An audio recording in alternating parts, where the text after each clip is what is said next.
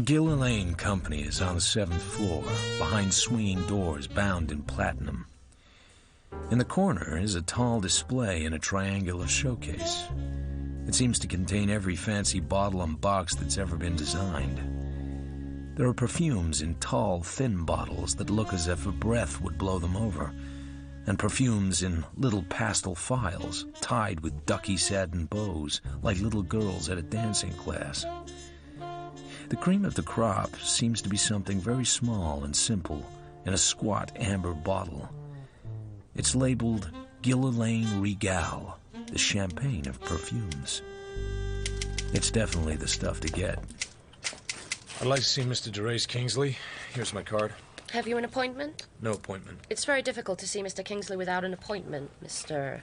Marlowe. The name of this tall, lean, dark-haired lovely is, according to the titled embossed plaque on her desk, Miss Adrienne Fromsett. What is the nature of your business, Mr. Marlowe? Personal. I see. Does Mr. Kingsley know you, Mr. Marlowe? I don't think so. He may have heard my name. You might say I'm from Lieutenant McGee. And does Mr. Kingsley know Lieutenant McGee? I'm hoping he does, but maybe the best way to find out is to ask him. Mr. Kingsley is in conference.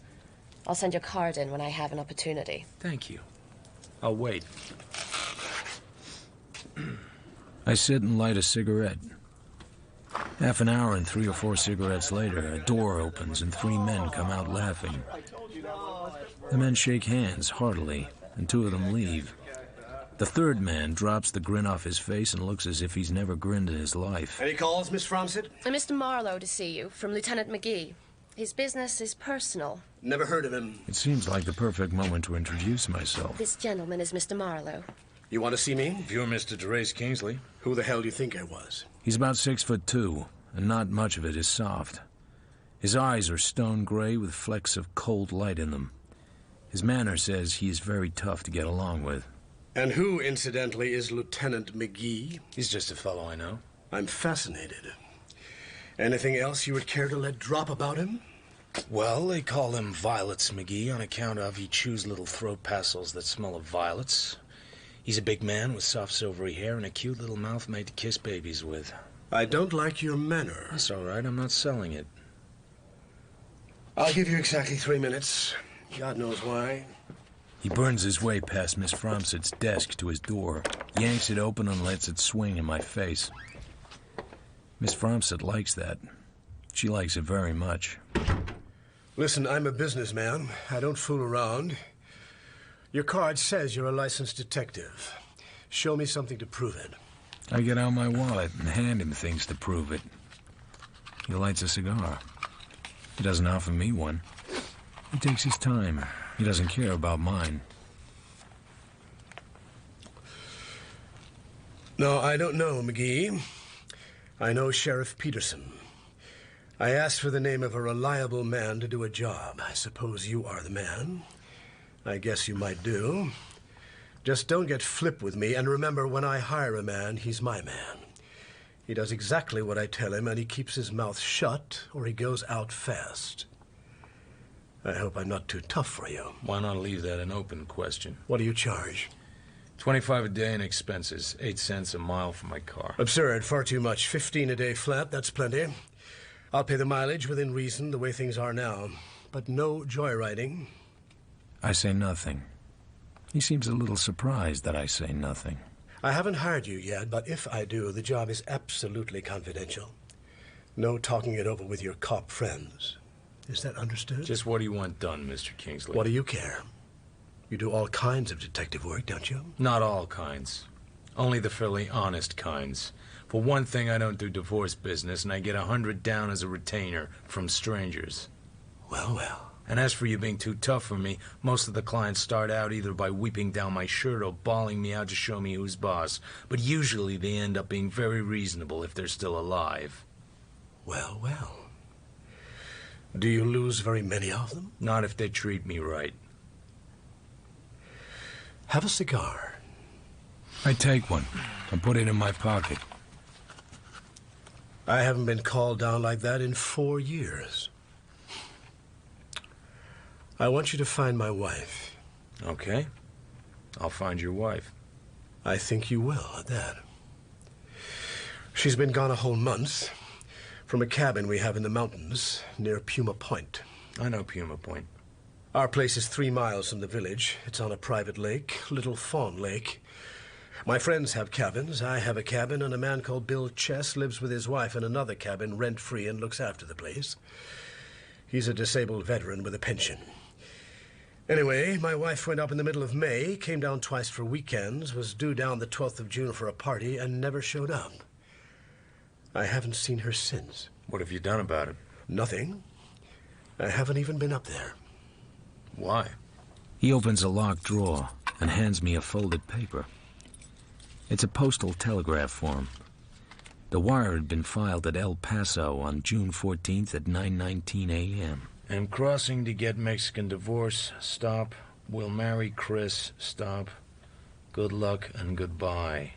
Crystal. And then there's this. It's a large and very clear snapshot. A man and a woman are sitting on the sand under a beach umbrella. The woman, who wears a very daring sharkskin bathing suit, is a slim blonde, young and shapely and smiling. The man, who smiles at the camera with a practiced smile, is a dark, handsome lad with fine shoulders and legs, sleek dark hair and white teeth. 6 feet of a standard type of homewrecker. That's my wife, Crystal, and that's Chris Lavery. All right. What's the catch? The wire surprised me only mildly. Crystal and I have been washed up for years. She lives her life and I live mine. She has her own money and plenty. She plays around, and Lavery was one of her playmates. I might have been a little surprised that she would actually marry him, because the guy is nothing but a professional chaser. But the picture looked all right so far. And then? Nothing for 2 weeks. Then the Prescott Hotel in San Bernardino got in touch with me and said a Packard Clipper registered to Crystal Grace Kingsley at my address was unclaimed in their garage, and what about it? I sent them a check and told them to keep it. I figured if they had gone in a car at all, they had gone in Lavery's car. The day before yesterday, however, I met Lavery in front of the athletic club down on the corner here. He said he didn't know where Crystal was. He also said he hadn't gone away with her, hadn't seen her in 2 months, hadn't had any communication with her of any kind. You believed him? He's a no-good son of a bitch who thinks it's smart to lay his friends' wives and brag about it. I feel he'd have been tickled pink to stick it into me and break it off that he had got my wife to run away with him and leave me flat. Maybe she tossed him out of his ken and hurt him in his Casanova complex. Maybe. You'll have to prove me wrong. But there's another and very worrying angle. I have a good job here, but a job is all it is. I can't stand scandal. I'd be out of here in a hurry if my wife got mixed up with the police. Police? My wife occasionally finds time to lift things in department stores. Usually when she's been hitting the bottle too hard, which is far too often. So far, I've been able to keep the police from filing charges, but if something like that happened in a strange city, who knows? Well, I think we might almost throw the shoplifting angle out of this for the time being. There are too many other things that could have happened. That she did go away with Lavery and they split up. That she went away with some other guy and the wire's a gag. That she drank herself over the edge and is holed up in some private sanatorium. That she got into some jam we have no idea of. That she met with foul play. Don't say that. Why not? You gotta consider it. I get a very vague idea of Mrs. Kingsley, that she is young, pretty, reckless, and wild. That she drinks and does dangerous things when she drinks. That she's a sucker for men and might take up with a stranger who might turn out to be a crook. Does that fit? Every word of it. How much money would she have with her? She likes to carry enough. She has her own bank and her own bank account. She could have any amount of money. There are more angles to this than I can see just now. But I'll start by talking to Lavery and then taking a run up to Little Fawn Lake and asking questions there. I'll need Lavery's address and a note to your man in charge of the mountain place. Miss Fromsett will give you Lavery's address, and I'll write a note to Bill. There's just one other thing. The $100 down? That's just something I said when you were tramping on me. It's just... You're not holding anything back, are you? Anything important? No, I'm not holding anything back. I'm worried, and I want to know where she is. I'm damn worried. If you get anything at all, call me any time, day or night. He writes me a note. Miss Fromsett gives me Lavery's address, but with some reluctance. I get the impression that Mr. Chris Lavery is not a pleasant thought to her, but I have other things to worry about. Soon, I'm heading for the aforementioned Mr. Lavery's residence in Bay City.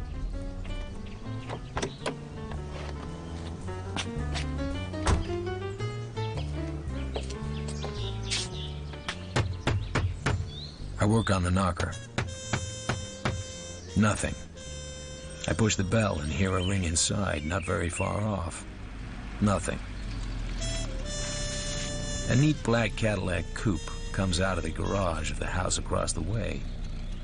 A thin man in dark glasses looks sharply at me, as if I hadn't any business to be there. He's probably got nothing to do with what I'm after, but who knows? I give him my steely glare and do some more hammering on the knocker. You're making a hell of a lot of noise. Mr. Lavery? What if I am? My card. I slip it through the grill. I'm working for Derace Kingsley. To hell with both of you.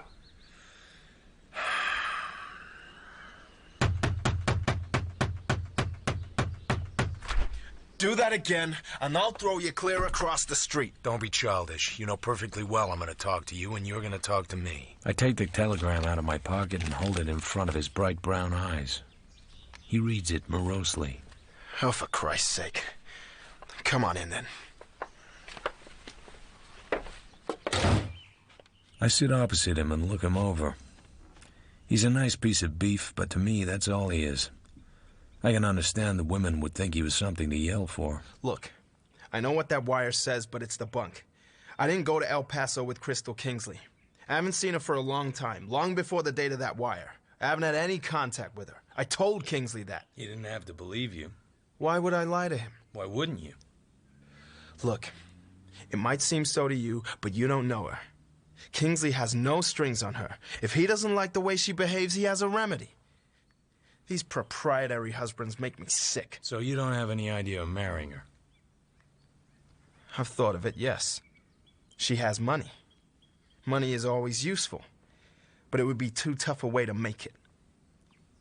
So tell me, do you hire yourself out to dig up dirt? Doing well at it? Look, Mr. Lavery, we don't have to get into a fight. Kingsley thinks you know where his wife is, but won't tell him, either out of meanness or of motives of delicacy. Which way would he like it? He doesn't care so long as he gets the information. He doesn't care a great deal what you and she do together, or whether she divorces him or not. He just wants to feel sure that she isn't in trouble of any kind. Trouble? What kind of trouble? Maybe you won't know the kind of trouble he's thinking of. Tell me. I'd just love to hear about some kind of trouble I don't know about.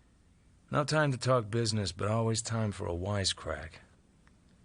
Go climb up your thumb, wise guy. This wire has to mean something. It's probably just a gag. She's full of little tricks like that. All of them silly, and some of them vicious. I stood her up one weekend. I was sick of her. I don't like that one. I'd like it better if you did go to El Paso with her, and had a fight and split up. Could you tell it that way? I told you I didn't go anywhere with her. Not anywhere. Can't you remember that? I'll remember it when I believe it. All right. Out you go. I've had enough of your third-degree tripe. You're wasting my time and your own. If it's worth anything. Not a lot, but at least I'm being paid for this. By the way, what line of business are you in? What the hell business is it of yours? None. But of course I can always find out. Yeah. So long, Snooper. And don't bother to come back. I won't be at home. If I do come back, it won't be just to swap gags. It'll be because I find out something that needs talking over. So you still think I'm lying? I think you may have something on your mind. I've looked at too many faces not to know. Well, next time, bring somebody to drive you home. In case you land on your fanny and knock your brains out. Now get out! Sure.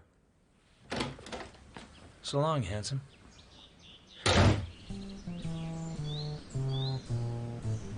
I decided to take a look at the house across the way.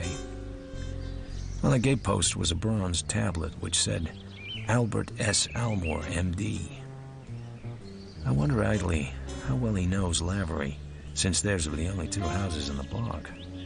But being a doctor, he wouldn't tell me anything about him anyway. And now here's the black Cadillac back again. And Dr. Almore really doesn't like the fact that I'm studying his gatepost. He's staring at me with a sharp frown on his thin face. So I stroll back to my car, and he drives his car back into his garage. I figure it's worth waiting. There's something about this guy's behavior that intrigues me. I could see Dr. Almore through his window. He's on the phone, getting more and more agitated. Then he makes another call, and another. Every half minute he looks out. He's waiting, and I'm waiting with him for no reason at all. Now it's getting interesting. A green sedan stopped outside the good doctor's.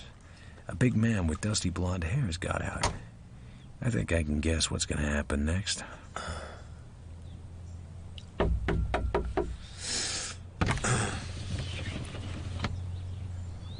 Waiting for somebody?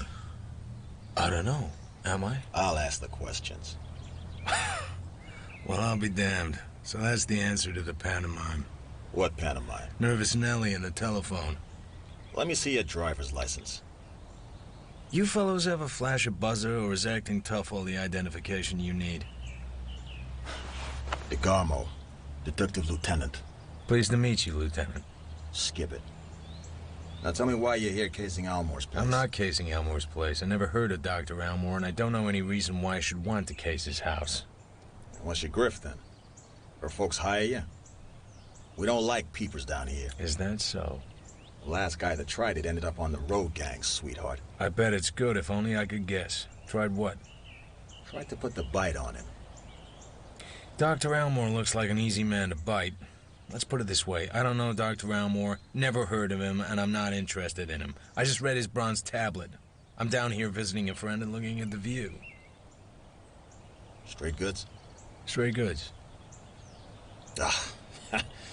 Hell. The guy's screwy. He ought to see a doctor. Now go on. Beat it. Stay off our reservation and you won't make any enemies.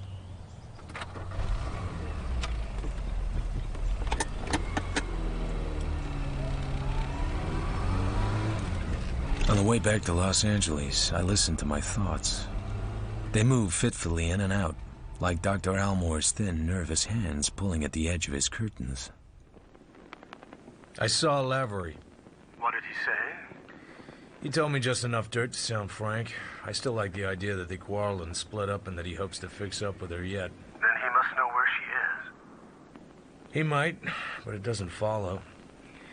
By the way, a rather curious thing happened to me on Lavery Street. Dr. Almore seemed very unhappy I was there. Would that be Dr. Albert Almore? Yeah. He was Crystal's doctor for a time. He came to the house several times when she was... well, when she'd been over-drinking. I thought him a little too quick with a hypodermic needle. His wife... let me see, there was something about his wife. Oh, yes. She committed suicide. When? I don't remember. Quite a long time ago. I never knew them socially. What are you going to do now? I'm going up to Little Fawn Lake, even though it's a little late in the day to start.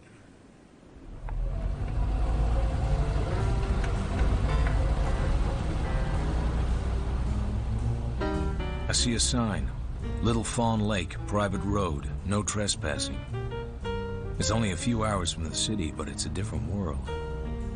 I crawl carefully around huge, bare granite rocks and past a little waterfall and through a maze of black oak trees and ironwood and manzanita and silence. Beyond the sign, the road winds for a couple of 100 yards, and then suddenly below me is a small oval lake, deep in trees and rocks and wild grass, like a drop of dew caught in a curled leaf. Along the lake, a large redwood cabin overhangs the water, and farther along, each well separated from the others, are two other cabins.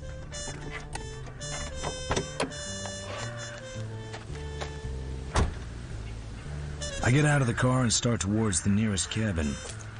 Somewhere behind it, an axe thuds. He must have heard me. A heavily built man with a harsh face and swarthy skin comes into view carrying a double-bitted axe. He limps as he walks, giving his right leg a little kick out with each step. In spite of his weathered appearance, he looks like a drinker. There's a bright glitter in his eyes. Mr. Bill Chess? That's me. I'm a note here from Mr. Kingsley.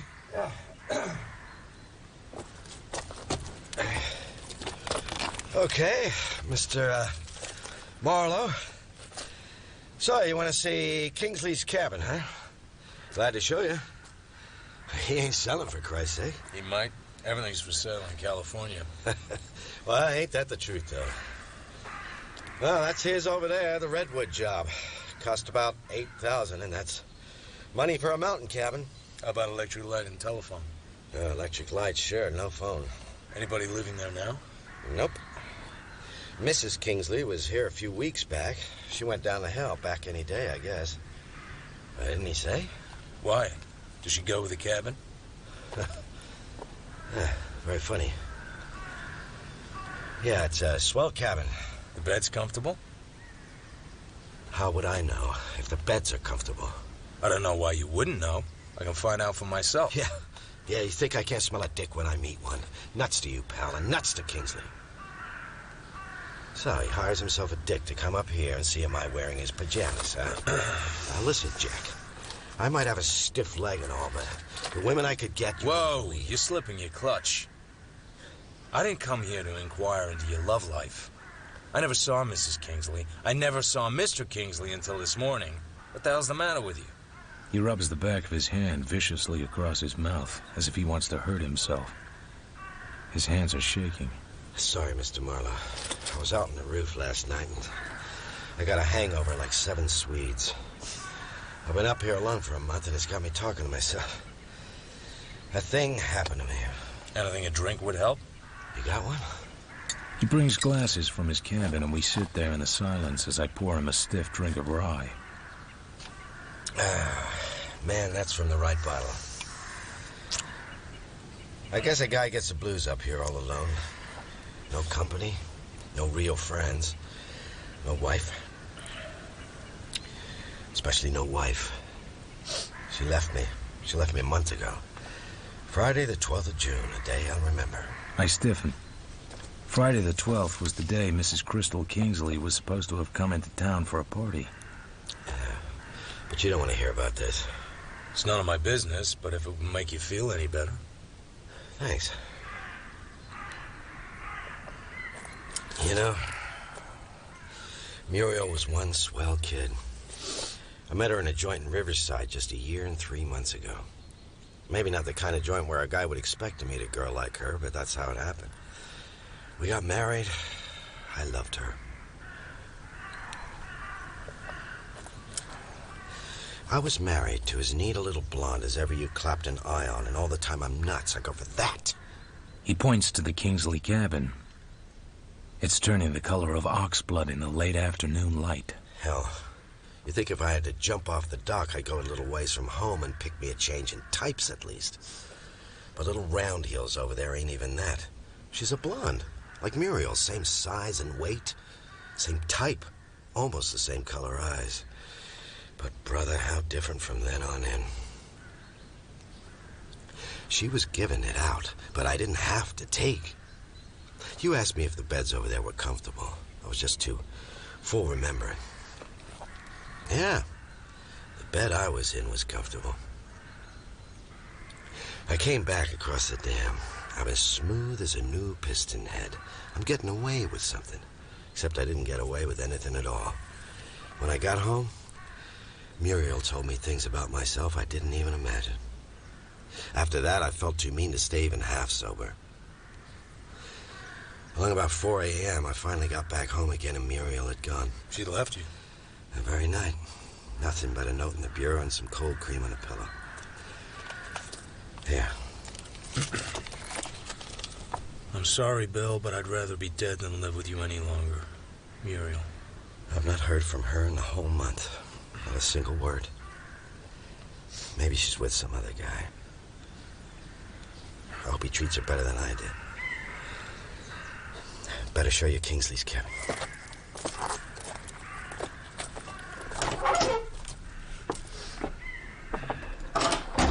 There aren't many signs of somebody leaving at short notice. It's all neat and clean. Even the kitchen is in apple pie order. We go into the master bedroom. One whole side of the room consists of closets with sliding doors. I slide one open and peek inside. So why do you want to look at the lady's clothes? Reasons? For instance, Mrs. Kingsley didn't go home when she left here. Her husband hadn't seen her since. He doesn't know where she is. So you are a dick. The first guess is always right. Boy, am I a smart little egg opening up to you. I didn't ask you to take your heart out and squeeze it for me. And Kingsley doesn't have to know his wife made a pass at you, unless there's a lot more behind this than I can see now. The hell with you. All right, to hell with me. Any chance your wife and Kingsley's wife went away together? Maybe they could have had a fight and made up and cried down each other's necks. Then Mrs. Kingsley might have driven your wife down the hill. Nope. They left the weeps out of Muriel. And if she did want to cry on his shoulder, she wouldn't have picked little round heels. And as for transportation, Muriel has a Ford of her own. She couldn't drive mine easily on account of the way the controls are switched over for my stiff leg.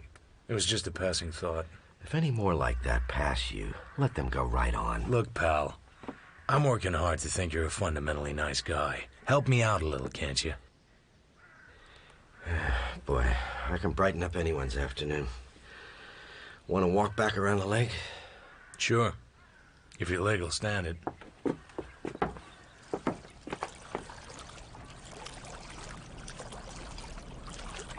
I ask him about Lavery. He admits to having seen him once. Won't say more than that. But then, Mrs. Kingsley clearly has plenty of male friends. We're at the end of the lake now, and we walk out onto a little pier. I look down. Any fish in the lake? Some smart old bastards at trout. So what's that down there? Looks like some kind of underwater flooring. Used to be a boat landing before the dam was raised. Uh-huh. That lifted the water so far, the old landing was 6 feet under. The air is peaceful and calm and sunny, and holds a quiet you don't get in cities. Then suddenly Bill Chess clutches my arm. Oh my God, look there. I look down with him. Something waves languidly out of the darkness on the edge of the submerged landing. Something which looks far too much like a human arm. My God. My God. He finds a big rock, lifts it high, and throws it into the water. For a moment, the waters are confused, boiling. Then the depths clear again. Released from the old wooden landing, something moves that's not a board. It breaks surface, casually, lightly, without haste. I see a wave of dark blonde hair straighten out in the water and hold still for a brief instant and then swirl into a tangle again. Sweet Christ. It's Muriel.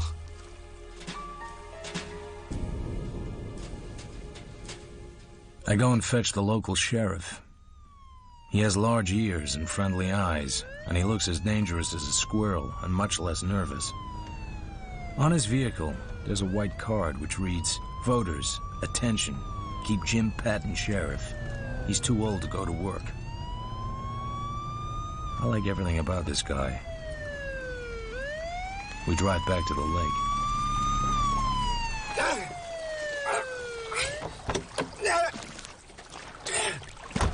Bill! Bill! What's going on? I had to do it.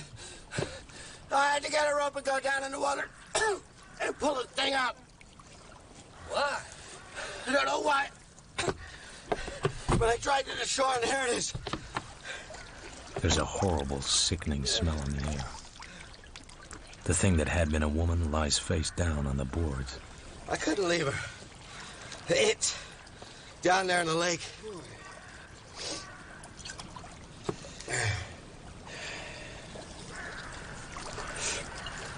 So, what'd you say, Mr. Moore? About what? About cause and time of death? Not a lot you can tell just by looking. Looks drowned to me, all right, but you can't always tell. You get many like this up here, then? Only honest-to-God murderer I ever had. Funny place for a body to be. No current here to mention, but what there is would be to art the dam. She did it herself, you darn fool. Muriel was a fine swimmer. She dived down in and swam under the boards there and just breathed water in. Had to, no other way. Something was said about a note. Oh, yeah, it's here in my jacket. Go on, read it if you must. Everybody wants to read it. It doesn't seem to have any date. No, she left it a month ago, June 12th. Left you once before, didn't she? Yeah.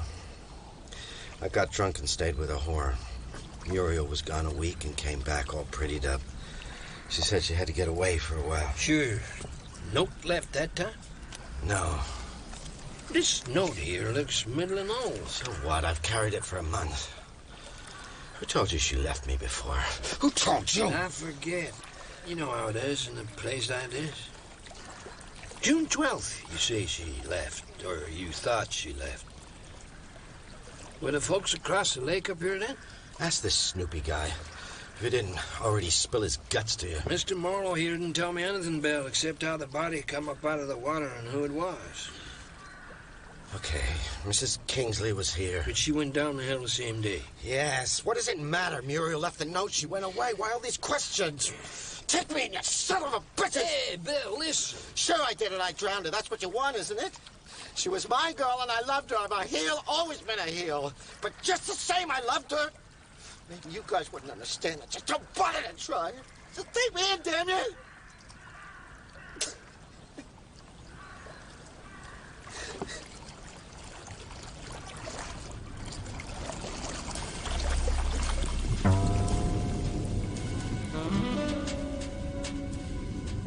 I dream I am far down in the depths of icy green water with a corpse under my arm.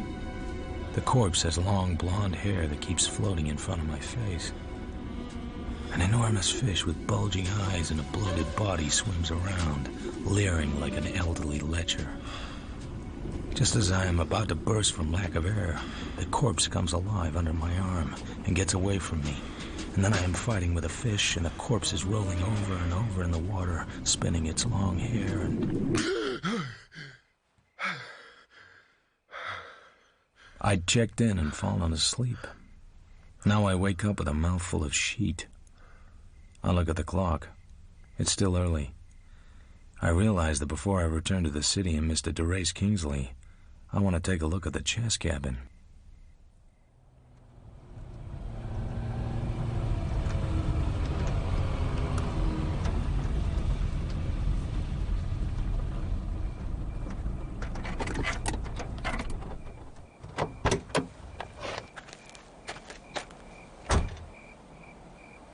The front door of the cabin is locked. There is no breeze, and the trees are as quiet as their shadows. I try a knife blade between the two halves of the small window. The window swings back in the darkness. I climb up and let myself down into the room. A blazing flashbeam hits me square in the eyes. I'd rest right there, son. You must be all tuckered out. I couldn't sleep. Me neither. What's on your mind, son? Besides breaking an entry. I had an idea. It looked pretty good for a while, but I guess I can learn to forget it. Sit down. I'm a mite curious about you, son. I hope you don't mind me calling you son. I hadn't ought to be so familiar, but I got myself in the habit and I can't seem to shake it. Call me what you like. I'm not sensitive.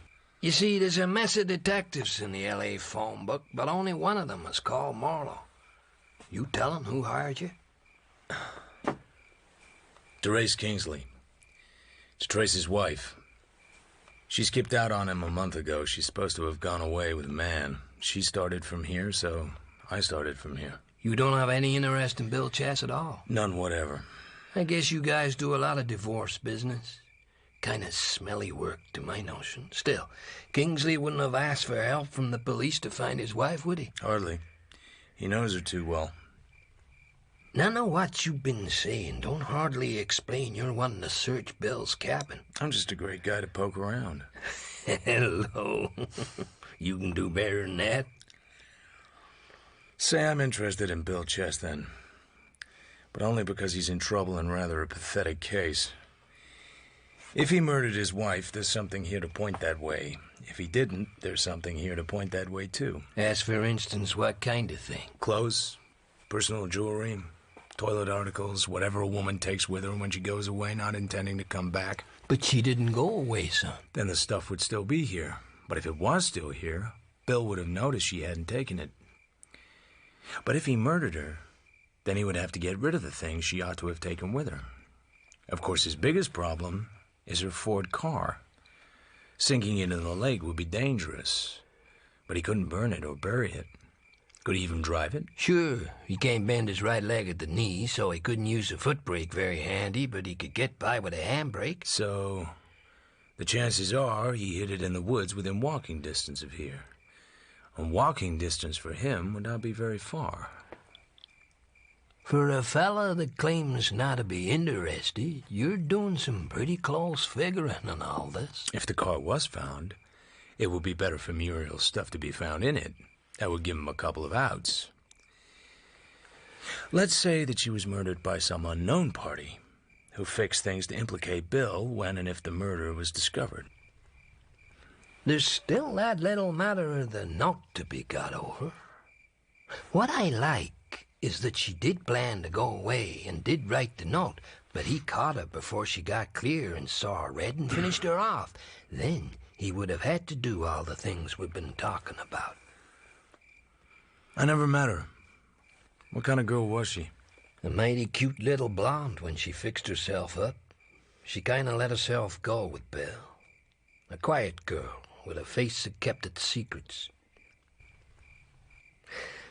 I'm going to tell you something I shouldn't tell you. Don't know why. Maybe because you can only keep so many things to yourself. There was a Los Angeles copper named DeSoto up here about 6 weeks back. A big roughneck with damn poor manners. Nobody liked him and nobody opened up to him much. He had a photograph with him, and he was looking for a woman called Mildred Haviland, he said. He said he had information the woman was staying up here. This big bruiser showed his picture to darn near everybody in town before he showed it to me. That made me kind of sore. She looked like Muriel Chess? Something like, but not enough to be sure by any manner of means. I asked him what this Mildred Haviland was wanted for. He said it was police business. I said I was in that way of business myself, in an ignorant, countrified kind of way. Still, I guess I done wrong to tell him I didn't know anybody that looked like his little picture. I'll thank you to respect this confidence, Mr. Marlowe. You done right nicely in your figuring, too. Not far from here, there's a bunch of log cabins that's been falling down ever since I recall. Round at the back, there's a woodshed which sometimes they used for a garage. Muriel's car was there? Yep. And 2 unlocked suitcases in the car, packed with clothes and packed kind of hasty, I thought. Women's clothes. The point is, son, no stranger would have known about that place. Then he puts his hand into his jerkin and brings out a small twist of tissue paper. Take a look at this. What lies on the tissue paper is a thin gold chain with a tiny lock. The gold has been snipped through, leaving the lock intact. There is white powder sticking to both chain and paper. Where would you guess I found that? I take the chain, I moisten my finger, touch the powder, and taste it. In a can or box of confectioner's sugar. The chain's an anklet. Some women never take them off, like wedding rings. Whoever took this one off didn't have a key. But you know something? What's that, son? The cut ends don't fit together. It's too short, look. Son, I don't have your eyes. Do you mind if I take a look inside that box of sugar? It's in the kitchen. I'll come with you.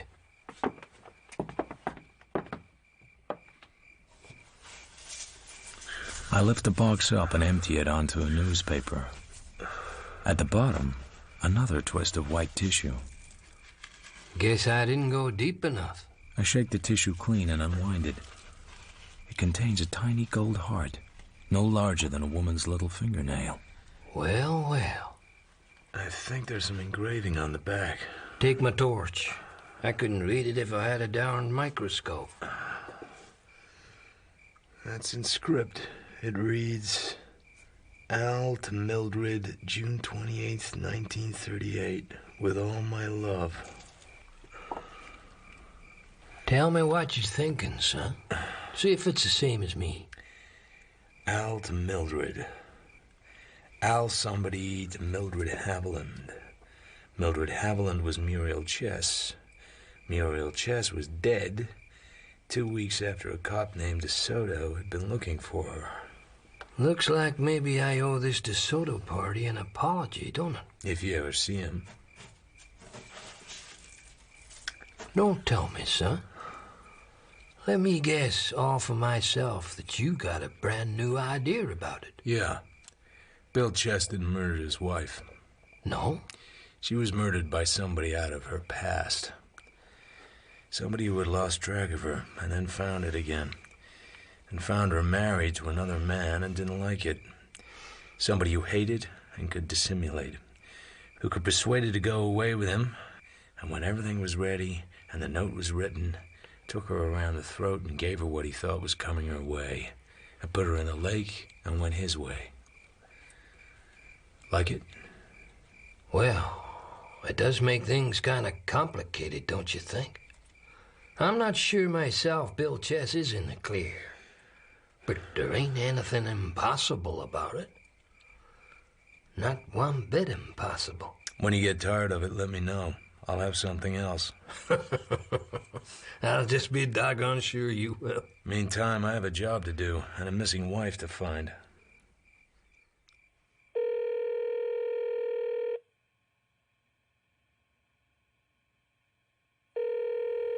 Gilliland Company. Miss Fromsett? Mr. Marlowe? You remember me. I remember everybody. Could you remember to put me through to Mr. Kingsley? I could try. It's the next day and I'm back in the city. I tell Kingsley about Muriel Chess's body in the lake, and I tell him Bill has confessed. I have to tell him about all that, because it means I'll have to testify at the inquest. That's bad. Very bad. Were your wife and Muriel Chess friendly? I guess so. Crystal's easy enough to get along with most of the time. I hardly knew Muriel Chess. Did you ever know anybody called Mildred Haviland? Who? Mildred Haviland. No. Is there any reason why I should? Every question I ask, you ask another right back. No. There isn't any reason why you should know Mildred Haviland, especially if you hardly knew Muriel Chess. It's Crystal I asked you to find out about. That's why I went today to the Prescott Hotel in San Bernardino. What did you find out? She was there all right. And Lavery met her there. The hop who gave me the dope brought Lavery into it himself without any prompting from me. Lavery had dinner with her and went with her in a cab to the railway station, leaving the car. Well, I ought to have known he was lying. I got the impression he was surprised when I told him about the telegram from El Paso. What do you plan to do now? Go up against Lavery again, of course. I agree. This other is really no business of ours, is it?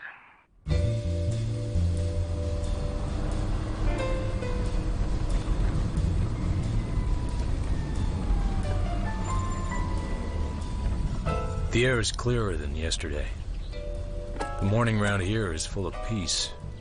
No Dr. Almore peering, no Lieutenant DeGarmo trying to put the frighteners on me. I punch the doorbell.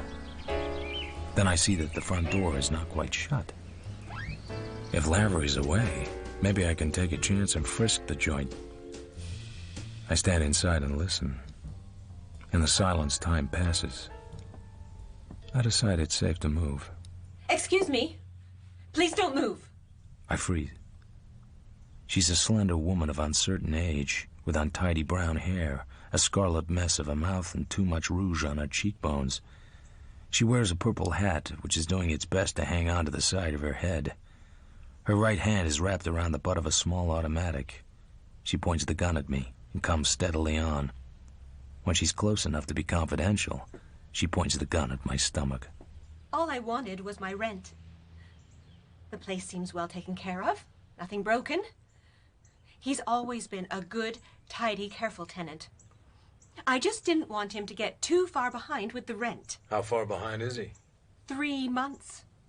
$240. He promised me a check this morning, over the telephone. I mean, he promised to give it to me this morning. Over the telephone? This morning? Yes. The idea is to get close enough to make a side swipe at the gun, knock it outwards, and then jump in fast before she could bring it back in line. I've never had a lot of luck with the technique, but you have to try it once in a while. This looks like a time to try it. So, you're the owner? Why, certainly. I'm Mrs. Fallbrook. Who did you think I was? And who are you, if I may inquire? I just came by the car payment.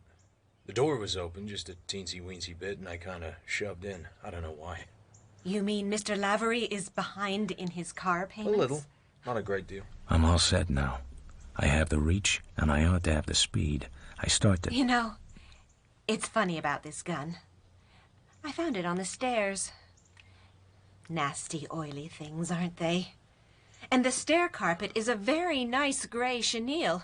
Quite expensive. And she hands me the gun. Well, of course, it's much easier for you. About the car, I mean. You can just take it away if you have to. But taking a house with nice furniture in it isn't so easy. It takes time and money to evict a tenant. There's apt to be bitterness, and things get damaged, sometimes on purpose. I hardly The hear rug what she on this says. floor costs The gun over has my interest. $200 a second I break the hand. magazine out. It's empty. I look into the breech. That's empty, too. I sniff the muzzle. It reeks. Has it been fired? I certainly hope not. Any reason why it should have been fired? Well, it was lying on the stairs. After all, people do fire them. How true that is. But Mr. Lavery probably had a hole in his pocket. He isn't home, is he? Oh, no. And I don't think it's very nice of him. He promised me the check, and I walked over... When was it you phoned him? Why, yesterday evening. He must have been called away. Look, Mrs. Fallbrook, let's not kid around anymore. Not that I don't love it, but you didn't shoot him, did you? On account of he owed you 3 months' rent? Why, what a perfectly horrid suggestion. I don't think you're nice at all. I thought you said the gun hadn't been fired. All guns have been fired sometime. All guns have been loaded sometime. This gun isn't loaded now. Well, then... Okay. My idea was wrong. Just a gag, anyway. Mr. Lavery was out, and you went through the house. Being the owner, you have the key, is that correct? I have a right to see how things are kept. And you're quite sure he isn't here? Well, I didn't look under the beds or in the icebox. I called out from the stairs when he didn't answer my ring. I even peeped into the bedroom. I think I ought to look around, if you don't mind. There might be something you missed. I don't think that is necessary. This is my house. I'll thank you to leave now, Mr...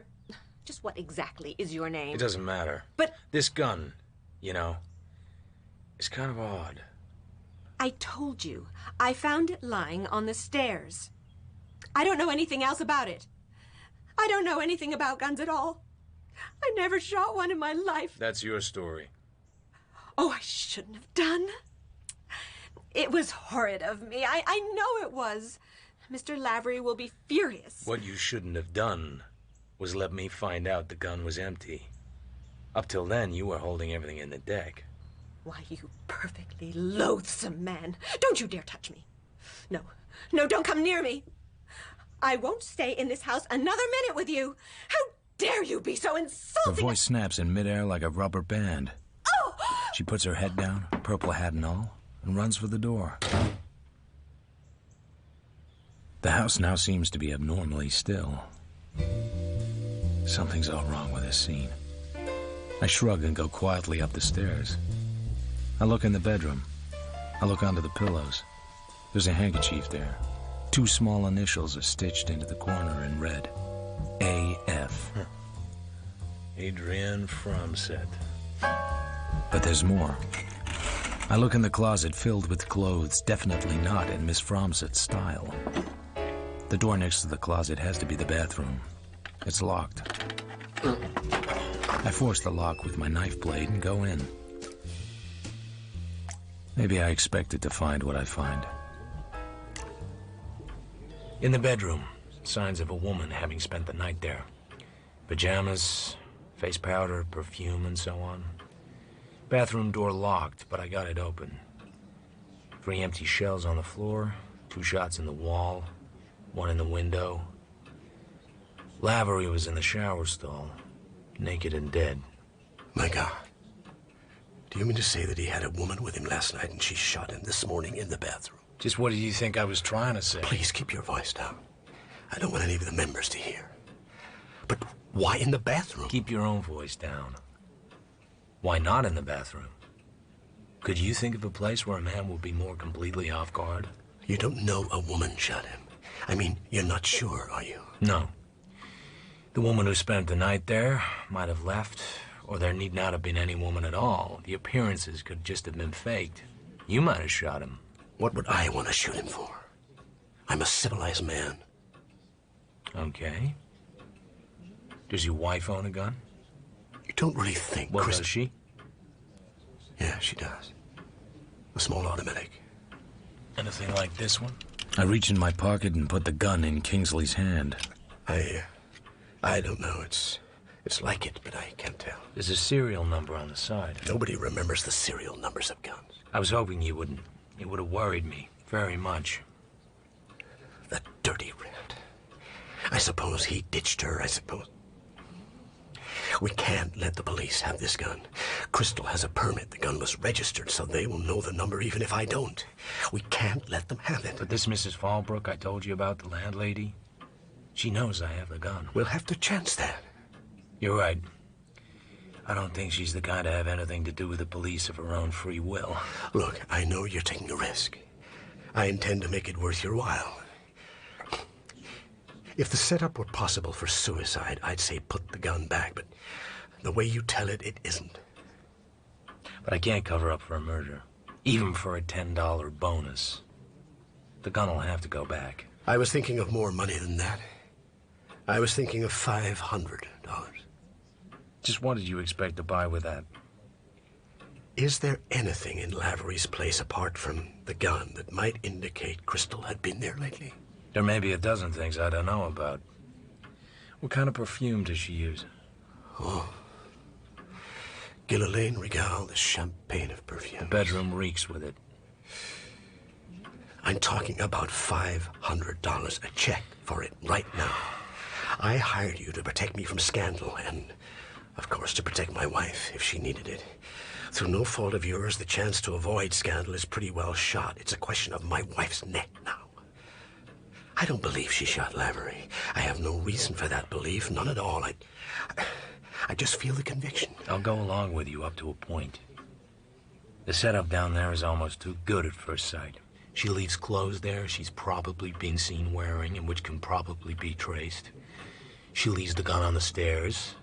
It's hard to think she would be as dumb as that. You give me a little heart. But everything I've heard from you, as well as anybody else, indicates that your wife is a reckless, foolish woman. Even if there wasn't anything down there to point to your wife, the cops will eventually tie her up to Lavery. And then, the fact that she's been out of sight for a month will make the cops sit up and rub their horny palms with glee. And of course, they'll trace the gun, and if it's her gun... No, don't try and pocket it. I just thought... Nope. The cops will have to have the gun. I may be a very smart guy and very fond of you personally, but that gun killed a man. I am not suppressing vital evidence for anybody. Here's the only thing I can do. Go back down there and replace the gun and call the law. Write it out with them and let the chips fall where they have to. Are you game for that? Yes. And the 500 stands. I don't expect to earn it. You may as well understand that now. By the way, how well did Miss Fromsett know Lavery? Out of office hours. His face tightens. He says nothing. I say nothing about the handkerchief. What's this got to do with anything? She looked kind of queer when I asked for his address, when I was in your office. Like a romance that fouled out. Am I too blunt? I'm sorry, but it's my business to ask all sorts of questions of all sorts of people. Talk to her then. As a matter of fact, she knew the Elmores. She knew Elmore's wife, the one who killed herself. Lavery knew her, too. Could that have any possible connection with this business? I don't know. You're in love with her, aren't you? I'd marry her tomorrow if I could. I don't think we need to waste time being cagey, Miss Fromsett. You know by now who I am and what I'm doing. If only you knew what he'd stood from that little tramp. Well, perhaps I'd better leave that out. What was it you wanted to see me about? Kingsley said you knew the Elmores. Yes, a bit. I met Mrs. Almore a few times. Where? At a friend's house. Why? At Lavery's house? I do hope you're not going to be insolent, Mr. Marlowe. But yes, at Chris Lavery's house. I used to go there. Once in a while, he had cocktail parties. Then Lavery knew the Elmores. Or Mrs. Elmore. Yes, quite well. And a lot of other women quite well, too. I don't doubt that. Did Mrs. Kingsley know her, too? Yes, better than I did. They called each other by their first names. Mrs. Almore is dead, you know. She committed suicide about 1.5 years ago. Any doubt about that? Has this anything to do with what you're doing? I don't know. But the first time I went to Lavery's, Dr. Elmore called a cop named DeGarmo just because I looked at his house. Why? And why would that Lieutenant DeGarmo think it's smart to say the last fellow who tried to put the bite on Elmore ended up on the road gang? What's going on? Well, I remember at one of Lavery's parties, this guy ribbed Mrs. Elmore about her husband's practice. The idea seemed to be that he was one of those doctors who run around all night with a case of loaded hypodermic needles, keeping the local fast set from having pink elephants for breakfast. Florence Elmore said she didn't care how her husband got his money as long as he got plenty of it and she had the spending of it. And this guy told her not to worry, it would always be a good racket, so long as he could get hold of enough dope. He asked Mrs. Elmore if they had many nice gangsters to dinner at their house. She threw a glass of liquor in his face. Who wouldn't? A few weeks later, Florence Elmore was found dead in the garage late at night. The door of the garage was shut and the car motor was running. She was lying on the concrete floor in pajamas with her head under a blanket, which was also over the exhaust pipe of the car. It was Chris Lavery who found her. Her husband was out. The office nurse had put Florence to bed earlier because she was drunk. Then she'd gone home, too. How convenient. And the inquest? There was no inquest and no autopsy. Nothing in the papers except that she had died suddenly. It was all hushed up. Dr. Elmore has some very influential friends. I guess so. How much do you think Chris Lavery knew? I'd like to think blackmail was one of those nasty little tricks Chris Lavery didn't quite run to. This is the moment. I take the little perfumed rag out of my pocket. Why do you want me to look at this, Mr. Marlowe? I found it in Chris Lavery's house. Under the pillow, on his bed. It has initials on it. It has 2 letters embroidered on it. They happen to be the same letters as my initials. Is that what you mean? Right. He probably knows half a dozen women with the same initials. So you're going to be nasty after all? Is it your handkerchief or isn't it? Yes, it's mine. I must have dropped it there. It's a long time ago. And I assure you I didn't put it under a pillow in his bed. And what's this perfume on it? Fly spray? Some cheap synthetic anyway. He must have given it to some woman who would like this kind of perfume. I get a mental picture of the woman. And she doesn't quite go with Lavery. I think you ought to do a little more work on your mental picture of Chris Lavery. Any touch of refinement you may have noticed is purely coincidental. That's not a very nice thing to say about a dead man. My God. He was shot in his shower. And it looks as if it was done by some woman who'd spent the night there. He'd just been shaving. The woman left a gun on the stairs and this handkerchief on the bed. And did you expect me to be able to give you information about this, too? Look, Miss Fromsett, I'd like to be smooth and distant and subtle about all this, but nobody will let me. When was he shot? This morning, I suppose. Not long after he got up. That would probably have been quite late. Quite a few people know I was in the office by 8:30. I didn't think you shot him. Awfully kind of you. But it is my handkerchief, isn't it? although not my perfume. But I don't suppose policemen, or private detectives for that matter, are very sensitive to quality in perfume. He was shot at 5 or 6 times and missed all but twice. It was a pretty grim scene, I should think. There was a lot of hate on one side of it, or a pretty cold-blooded mind. He was quite easy to hate, and poisonously easy to love. Women, even decent women, make such ghastly mistakes about men. All you're telling me is that you once thought you loved him, but not anymore, and that you didn't shoot him. Yes. I'm sure you'll respect the confidence. Poor, egotistical, cheap, nasty, handsome, treacherous guy. Dead and cold and done with. No, Mr. Marlowe, I didn't shoot him. Does Mr. Kingsley know? Yes. Does he know about this Senate rag? Nobody knows about that except you and me and whoever put it there. So do you have any idea who did it? Ideas, but that's all they are. I'm afraid the police are gonna find it simple. Some of Mrs. Kingsley's clothes are hanging in Lavery's closet. And when they know the whole story, including what happened at Little Fawn Lake, I'm afraid they're just gonna reach for the handcuffs. You have to find her first, but that won't be hard for them. Crystal Kingsley. So he can't be spared, even that. Of course, it could be an entirely different motivation. It could all revolve around somebody like Dr. Elmore. If only. What about the handkerchief? If it was mine, I'd wash the cheap scent out of it. Thank you. Thanks for talking to me, Miss Fromsett. Just one thing. Of course. It's just a thought. But Dr. Elmore's office nurse, did you ever meet her? Several times. Do you remember her name?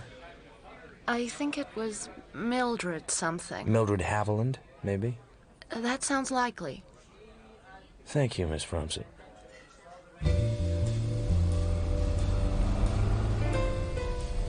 There are so many dames in this case that my head is bursting.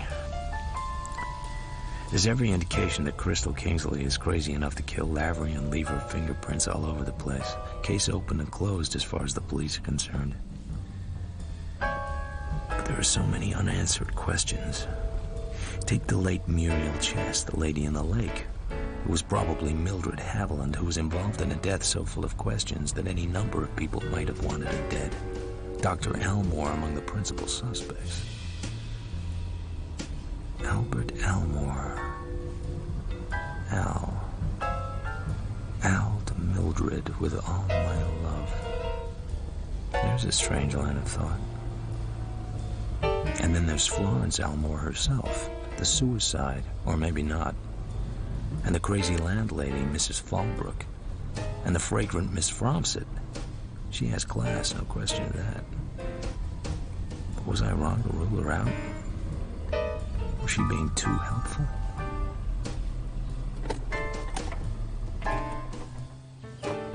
No police cars stand in front of Lavery's house. There's still time to do what I promised Kingsley to do. I push the front door open. I take the little automatic out of my pocket and I lay it on the table. Then I phone the police and tell them somebody's dead. And I'm there in the house. Then I wait. Not very long. I go to the front door and open it. There are 2 cops. One rushes rapidly to the bedroom. The other decides to interrogate me. This the death gun here by the phone? I should imagine so. It's been fired. Huh. You should what? I should imagine so. That's very good. That's very good indeed. It's not that good. So, what did you shoot him for? I've wondered and wondered. Oh, a Weisenheimer. Let's just wait for the homicide, boys. I'm reserving my defense. Don't give me none of that. I'm not giving you any of anything. If I had shot him, I wouldn't be here. I wouldn't have called up. You wouldn't have found the gun. Don't work so hard on the case. You won't be on it more than 10 minutes. See?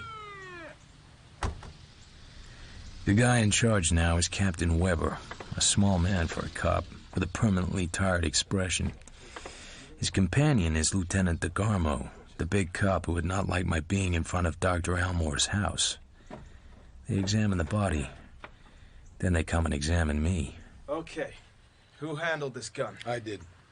Don't you know enough not to handle a weapon found at the scene of a crime? Certainly, but when I handled it, I didn't know there had been a crime. I didn't know the gun had been fired. It was lying on the stairs, and I thought it had been dropped. A likely story. You get a lot of that sort of thing in your business? A lot of what sort of thing? Suppose you answer my questions exactly as I choose to put them. Look, Chief, the fellow in the bathroom's called Lavery. I knew him a little. He was a chaser. What of it, Al? Well, the whole setup indicates a dame. You know what these private eyes work at? Divorce stuff. Suppose we let him tie into it instead of just scaring him dumb. If I'm scaring him, I'd like to know it. I don't see any signs of it. Talk. So I tell him I'm working for Kingsley, and I'm trying to find Mrs. Kingsley, and Mrs. Kingsley had an interesting relationship with Chris Lavery, which is how I come to be here. So, have you seen anything that suggests to you that this Kingsley woman's been here? That's not a fair question. It calls for a conclusion of the witness. I want an answer to it. This isn't a court of law. And the answer is yes. If you fellows aren't a pack of fools, you'll be able to find that out for yourself. The women's clothes in the bedroom are tailored and easy to trace. I've just saved you an hour by telling you. Anything else? Chief, forensics are here. Okay. I want a lot of prints from all over the house, particularly any that seem to be made by a woman. It'll be a long job. Al, see if you can get any more sense out of Mr. Marlowe. So Captain Weber goes off with the new arrivals, and I'm here alone with Lieutenant DeGarmo, which interests us both. Well? Well, what? Am I supposed to talk about our conversation outside Dr. Almore's? Or is that just a private transaction? Talk about it all you like. It's our job to protect the citizen. It's just, I know a bit more about Dr. Almore now. How Lavery knew Mrs. Almore, and she committed suicide, and he found her dead. The death was hushed up, so maybe Lavery was blackmailing your friend, Dr. Almore. Maybe Almore murdered his wife and had enough pull to get it fixed. What do I know? Where's this crazy talk coming from? You're a stupid man, DeGarmo. You had to get tough with me when there was nothing to get tough about. You had to make me curious when I had nothing to be curious about. Be careful. By the way, I heard Captain Weber call you Al. Don't try and do the same. I won't, because I don't think somehow we're going to be friends. But did you ever come across an L.A. cop called DeSoto? The who? There's no guy of that name in the force. Pity, because they told me up around Little Fawn Lake, where the Kingsleys have a place, that a cop had been up there asking questions about somebody called Mildred Haviland, who just happens to have been Dr. Almore's office nurse, who just happens to have found Mrs. Almore's body, and... He hits me across the face with his open hand. It jerks my head around hard. Go on. Who just happens to have found Mrs. Almore's body, and may have been somebody called Muriel Chess, who's been found... His hand sweeps and knocks my head to one side again. Anything else you want to say? There are just too many crazy coincidences in this story. Go on. Please. Nope. Third time lucky. You might miss. Listen. Anytime you talk like that to a cop, you know what you got coming. You keep poking your big nose into our business, and you wake up in an alley with the cats looking at you. Or worse. I'm watching you.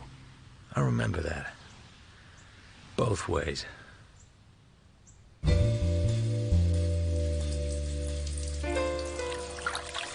Back at the office, I bathe my face in cold water. The flush is gone from the left cheek, but it looks a little swollen. I brush my hair. There's getting to be plenty of gray in it. The face under the hair has a sick look. I don't like the face at all.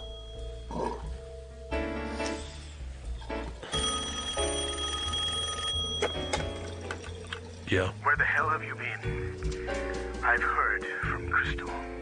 I'll be right over. You have to take this to her. $500. She wanted more, but this is all I could raise at short notice. She has to get out of town. Out of what town? Bay City somewhere. She'll meet you at a place called the Peacock Lounge on Arguello Boulevard at 8th Street, or near it. What's the matter with her drawing her own money? Has her bank account got lockjaw or something? That's no way to talk. She's in trouble. Lavery's death is going to be laid at her door, whatever happens. Did you talk to her? No. She called the office. Miss Fromsett talked to her. Anyway, I didn't want to talk to her. She didn't want to talk to me. She had it all worked out. She realized the only way it would work was to have somebody bring the money she might not know. I admit it's a bit thick, but what about it? It makes us accessories to the fact if she's guilty. I'm going to make it worth your while. And we won't be accessories if she hasn't done anything. I'm willing to suppose it. But if I decide she did do any murder, I'm gonna turn her over to the police. You're a pretty level guy, Marlowe. Go on. Beat it. Just give me the money. Oh, by the way, she's dyed her hair dark brown. Adrienne's described you to her, and you're to wear this scarf of mine she described to her, too. I don't warm to the Peacock bar. A wizened waiter with evil eyes and a face like a gnawed bone puts a napkin with a printed peacock down on the table and serves me a Bacardi cocktail. I sip it and wait. You must be Marlowe. I guess I'm easy to spot in here. Her face is white and tired. Her hair looks darker than dark brown. Give me the money, please. I'd have to know who you are. You know who I am. How much did you bring? 500? Oh, it's not enough. Not nearly enough. Give it to me quickly. I've been waiting half an eternity for somebody to get here. Where can we talk? We don't have to talk. Just give me the money. It's not that simple. I'm doing this at quite a risk. I'm at least gonna have the satisfaction of knowing what goes on and where I stand. Damn you. Why couldn't he come himself? You didn't want him to come himself. He understood that you didn't even want to talk to him on the phone. That's right. But you gotta talk to me. Either to me or the law. I'm not as easy as he is. I'm a private detective, and I have to have some protection, too. Well, isn't he charming? Private detective and all. What do you want to talk about? You, and what you've been doing, and where you've been, and what you expect to do. Things like that, little things, but important. I think it'd be much better if you just gave me the money. No. Very well, if it has to be that way. I'm at the Granada, 2 blocks north on 8th. Apartment 618. Give me 10 minutes. I'd rather go in alone. I have a car. I'd rather go alone. I wait 10 minutes. The Granada is an ugly gray building on a corner.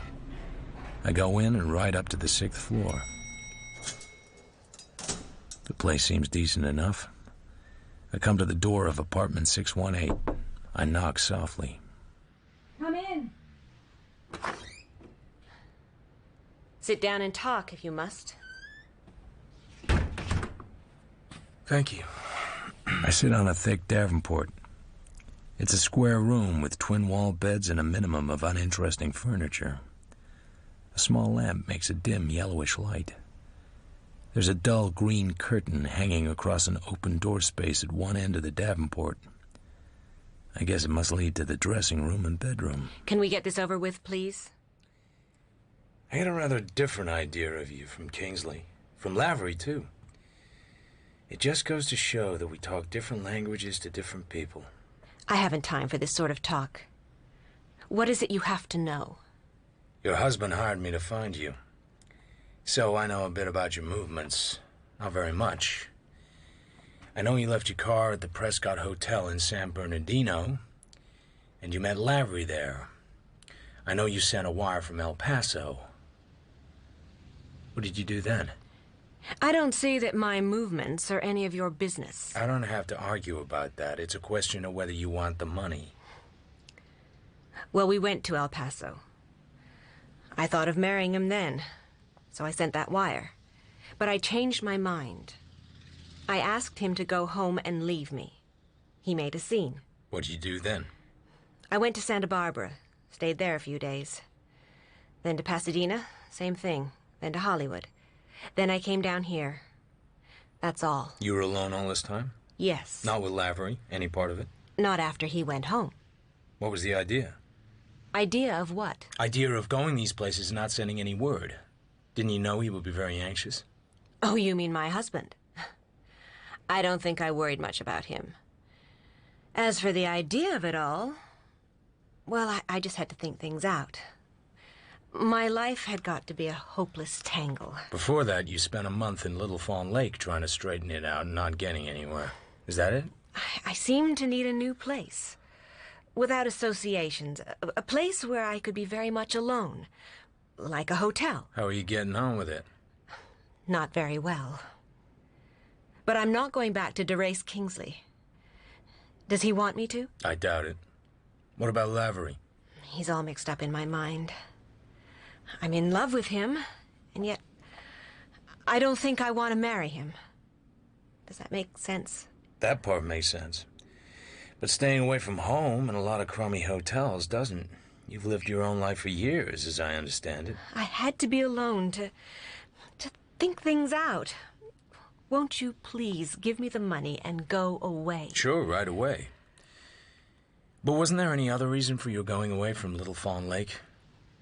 Anything connected with Muriel Chess, for instance? What are you talking about? That frozen-faced little drip. What is she to me? I thought you might have had a fight with her.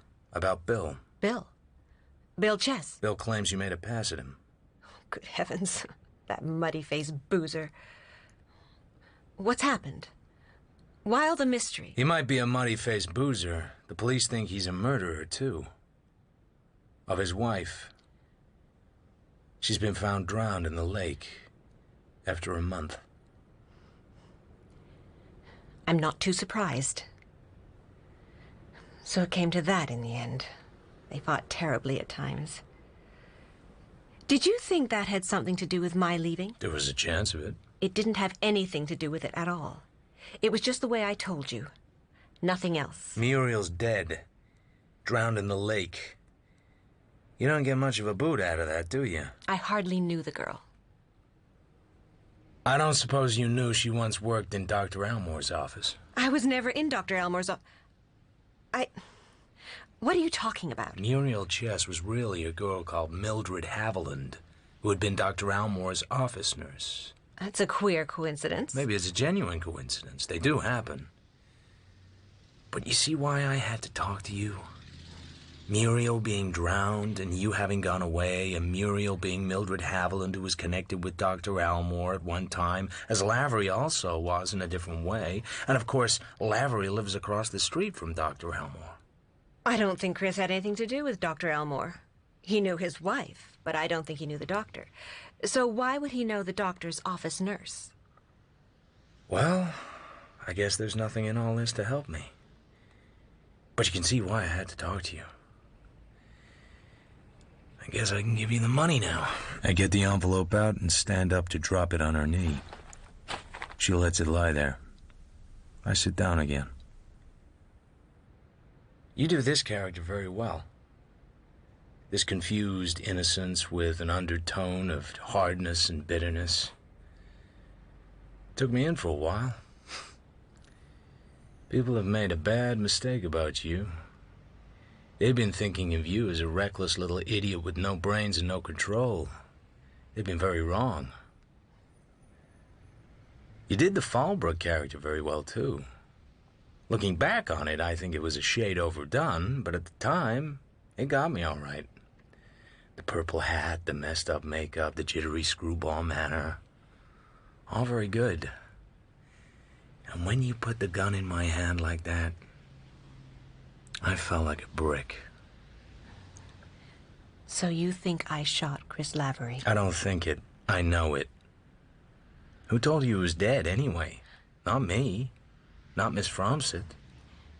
And just what are you going to do about it? Do about it?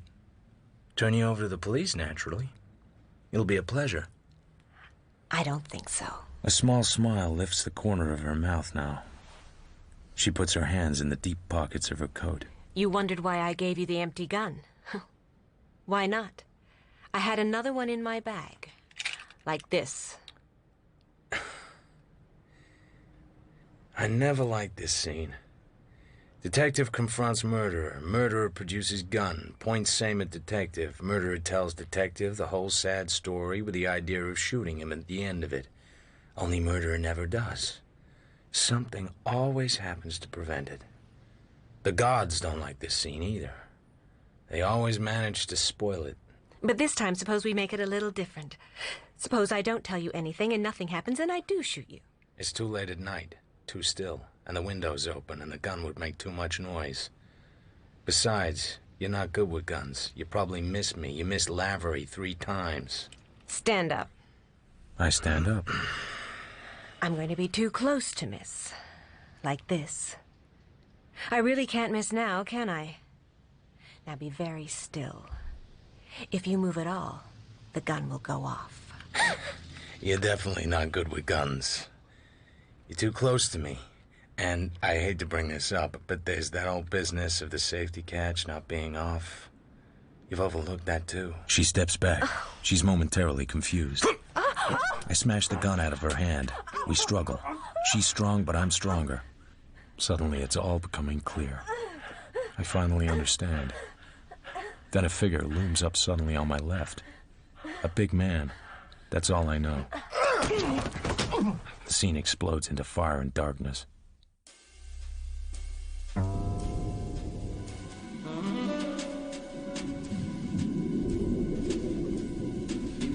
I finally come to. I'm lying flat on my back beside a davenport on somebody's carpet. The back of my head feels pulpy. I'm staring at a framed picture. Below it in large letters, "See the French Riviera by the Blue Train." A fine time to bring that up. Never sit with your back to a green curtain. It always turns out badly. I sense I am not alone in this room. I lift my head and look around. She's still here. She's lying on the pulled-down twin bed. She's wearing a pair of tan stockings and nothing else. There are dark bruises on her throat. Her eyes bulge, and the white of them is not white.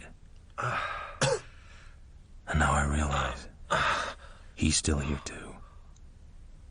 He should have gone, but he hasn't. Maybe he can't. He's staring at her as if he can't believe what he's done.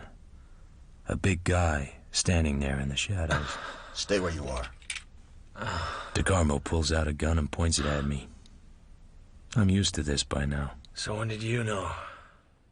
Know what? The lady in the lake wasn't Muriel Chess. Or Mildred Haviland as you knew her. I wasn't sure. Till I followed you. She killed Crystal Kingsley, threw her in the lake, and took over her identity. No wonder she didn't want to meet Mr. Kingsley. I wish I'd found her when I went looking. Maybe it wouldn't have been like this. She'd been lucky till now. Maybe she figured the body would stay submerged for a while, but when it came up, it was in such a state Bill Chess thought it was his wife. Let them arrest him for her murder. Then Lavery saw her at the hotel in San Bernardino wearing Crystal Kingsley's clothes and driving Crystal Kingsley's car. He could have told the police, but he decided to keep quiet. Maybe he saw an opportunity for some easy money holding back the truth. Huh. More luck. Because that decision meant his life wasn't worth a plug nickel. She was never short of guts. You were too much of a cop to let her get away with any more murders. But not enough of a cop to pull her in and let the whole story come out. Besides, you loved her. I hated her. You loved her too. I was married to her once. She's not the sort of woman you forget. Or forgive. What did Dr. Elmore think? What about him? She had you all jumping through hoops. She's been his office nurse and his little pal, and I'm guessing she murdered Dr. Elmore's wife in such a neat way that Elmore had to cover up for her. You too. Did she want to marry him, or just blackmail him? Anyway, she was trying to touch him for money, wasn't she? So he sent you up to Fawn Lake looking for her. I told you. I wish I'd found her. So now there's 3 deaths at her door. She's paid the price. And how about you? Are you gonna pay the price? Why should I, when you're around? I can set you up for this without any problem. Unconscious, soaked in gin, with a strangled woman in the bed. So why haven't you gone yet? I'm paying my last respects. That's a strange way of putting it when you just strangled her. Okay, I hated her and I loved her. Huh. You called the cops? No. Someone in the building must have heard something then, because here they are. There's still time to set you up. Sure. I can still cover my tracks. Sure. But she was the woman you loved. And you killed her with your bare hands. How easy is that to live with? Easy enough. I met guys who managed. Huh. You one of them?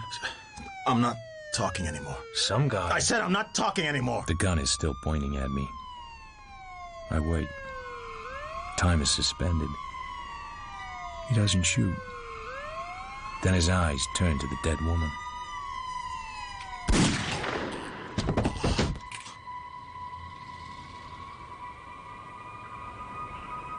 He lies there at the foot of the bed. A cop who loved to kill her. Something that had been a man.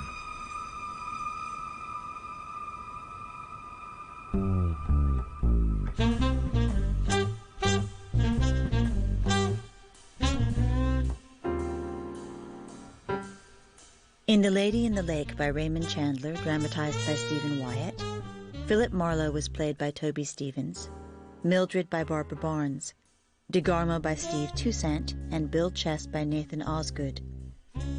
Adrienne was played by Claire Harry, Derace Kingsley by Sam Dale, and Lavery by Lloyd Thomas. The director was Claire Grove.